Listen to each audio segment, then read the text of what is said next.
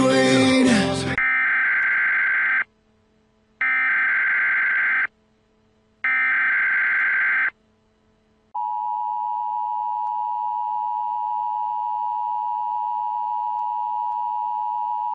The National Weather Service in Morristown, Tennessee has issued a tornado warning for Midland, East Tennessee until 1:30 a.m. Eastern Standard Time. At 12:30 a.m. Eastern Standard Time, National Weather Service Doppler radar indicated a severe thunderstorm capable of producing a tornado 35 miles south of Knoxville, or 3 miles southwest of Henderson, moving northeast at 40 miles per hour.